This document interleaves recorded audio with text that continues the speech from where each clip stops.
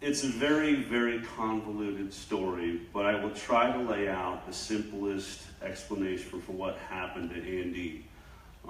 First of all, they call it the Andy Wakefield fraud, that there's one doctor in the UK created fake data, had fake information, wrote a fake paper and got it published in the Lancet paper, and then it was retracted because it was proved fraudulent. Okay? First of all, Andy didn't lose his license for being a fraud. The General Medical Council in the UK, years after the Lancet had been published and had been out, they did have a special hearing to look at, and what he lost his license for is important. It was for medical malpractice. He and one other doctor named Professor John Walker Smith, they were the two head guys of 13 of the top scientists in the world in their fields.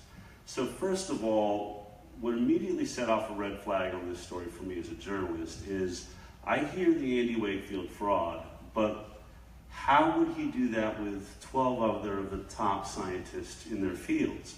I mean, they signed their name to this study. They performed many of the different elements of the study. Why would they sign something that they hadn't read? As though scientists just willy-nilly, I think Judy could speak to this probably better than I can, I doubt you just willy-nilly throw your name on any scientific paper that's going out there. Yeah, go right ahead. Now you also have to understand that they had confronted Andy on the fact that essentially what happened was you had 8 out of 12 of the families that were in this case study. Case studies are your first start at looking at an issue. Let's look at a small group of kids, see what we learn from that. Is there a need for more research into this problem? These were for bowel issues. Bowel issues, all autistic children whose parents were saying the same thing as we hear. Diarrhea, and some of them call like acid, Clorox, or bleach, burning them, and just gastrointestinal issues you cannot believe.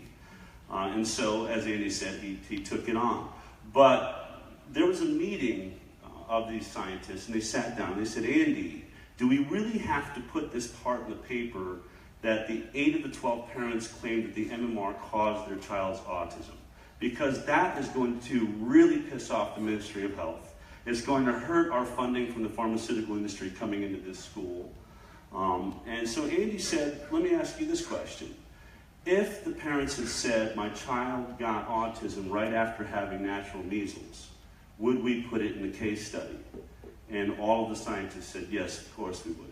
He says, so the only reason we're not going to do our job on a case study, the most important part is that every single piece of data on these kids is put into this study because other doctors in the future will reference it to do further research. He says, so we're going to leave one of the most important elements out because we're worried about the Ministry of Health, we're worried about the pharmaceutical industry. That would be us, I think, not doing our job. And they all agreed. He said, you know what, damn it, Andy, you're right. Now imagine you don't just have 12 of the top scientists in their field.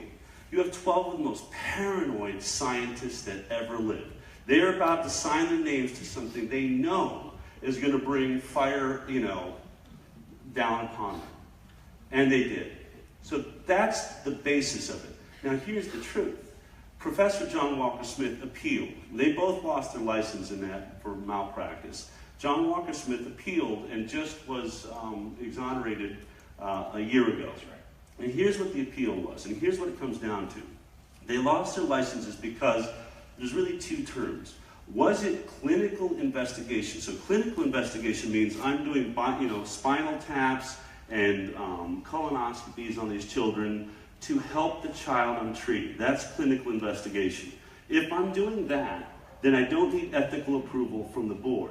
If I'm doing scientific research, that means I'm doing these very invasive procedures for the good of all autistic children or children with bowel disease, but I'm not taking care of this patient. If I'm doing medical research, I have to get approval from the oversight committee.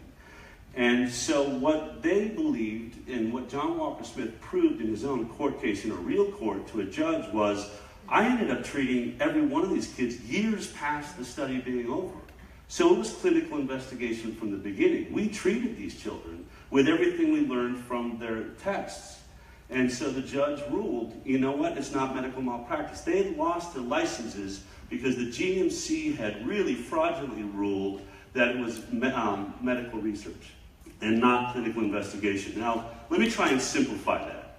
In our world of watching television, it's like this. You hear screaming, and two cops hear screaming inside of a building. They run in, there's someone laying dead on the floor, there's a murder weapon, and there's a guy hanging out in the bushes. They have the fingerprints on the weapon, the whole thing. They go to court, and the defense is the police officers didn't have the right to go into that house. They should have gotten a search warrant. And they said, but we heard screaming, but the judge ruled, no, you probably should have gotten a search warrant, even though someone did die. Here's the point. Even if it was malpractice, it doesn't change the fact that the murderer is still the same. The NMR vaccine got off on a technicality. They never, ever, ever have proved fraud of the information that's in that study. And John Walker Smith now has his license because he appealed it for several years, and Andy Wakefield started making movies and trying to let every parent he knew know your children are in danger. Very good. Yeah, thank you for that.